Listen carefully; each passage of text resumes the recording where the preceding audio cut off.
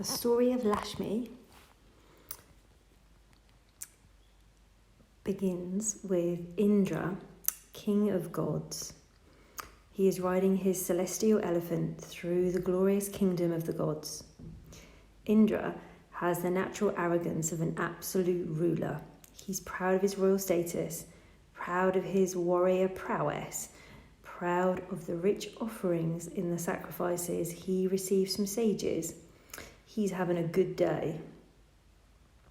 As his procession moves in its slow progress, he sees the sage Durvasas standing before him with his matted hair and road dust covering his body.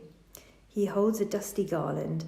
"Indra, Indra," calls Durvasas, "I bring you a great blessing. This garland appeared before me in a meditation, and an inner voice told me to offer it to you. It contains the very essence of auspiciousness, Shri, and prosperity. Guard it well." Indra leans down and takes the garland. He offers a respectful but absent-minded salutation to the sage. Then, without waiting until he is out of sight, he drops the garland around the elephant's neck. Durvasa stands for a moment, shocked at Indra's carelessness with what, after all, was a divine gift.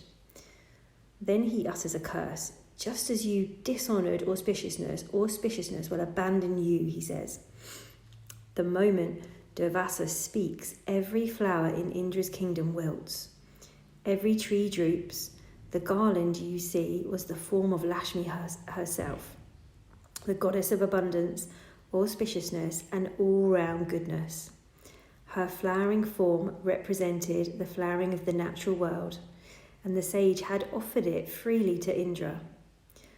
When the king of the gods dropped the garland so carelessly around the elephant's neck, Lakshmi simply disappeared from the three worlds.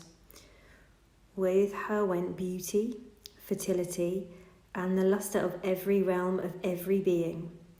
It wasn't just that crops stopped growing, every form and expression of goodness dried up like an abandoned lake. Prayers and sacrifices stopped.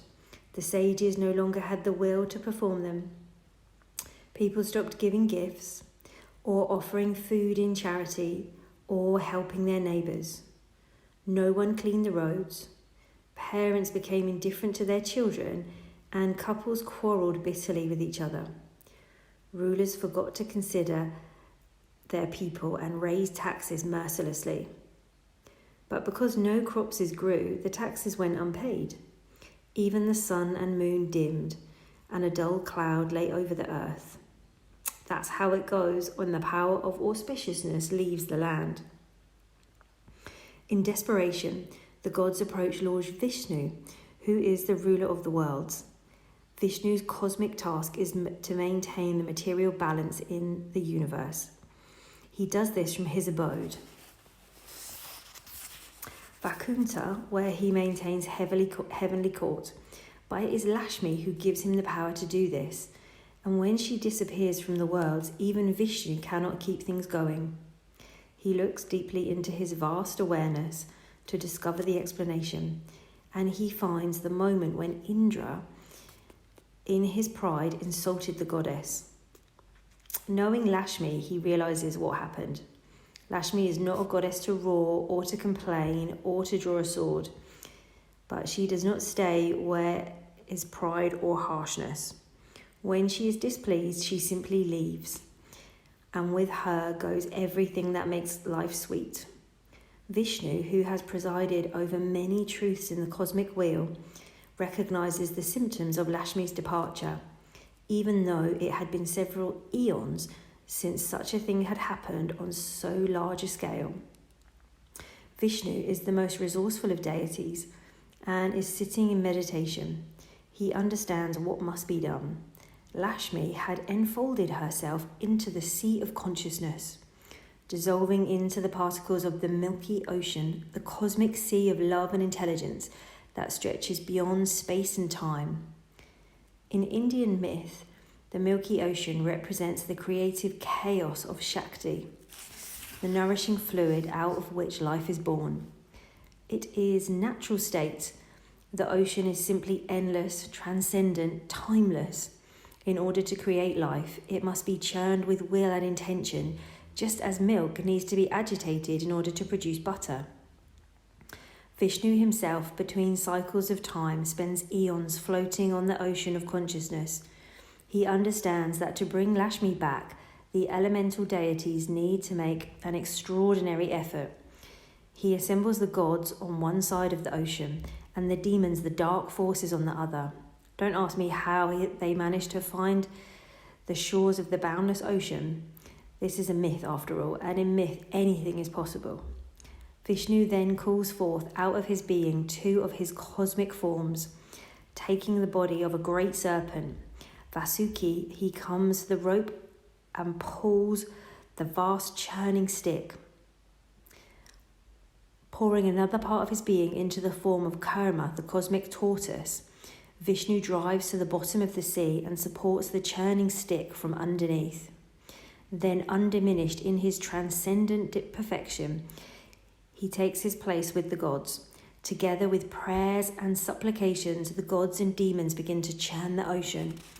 Many amazing and luminous gifts come forth during the churning. But these are for another time and another story. The important thing is that as the waters swirl into vast waves, the figure of Lakshmi slowly rises up from the centre of the whirlpool.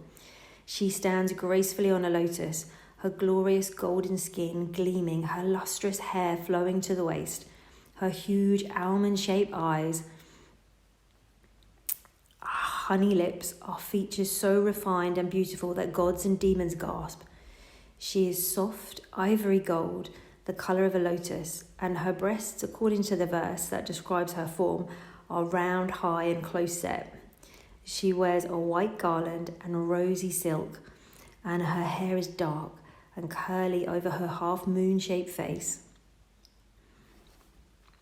Her hands are at her sides, palms are out in the gesture of bestowing boons. Golden light pours from her. As gods and demons elbow each other for the privilege of courting her, she smiles her tender, lustrous smile and extends her hand to Vishnu, her eternal consort. As Lakshmi steps from the lotus and takes Vishnu's hand, the earth bursts into flower. The memory of love is reborn.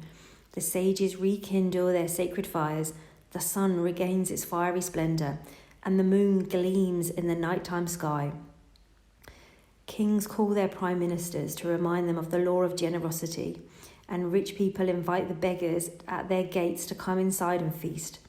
With Lakshmi's reappearance, love, generosity, sacred practices, wealth and fertility return to the world. When Lakshmi marries Vishnu, the world celebrates the sacred marriage of masculine and feminine, the marriage of wisdom and love. In their reunion, an age of order and harmony is born.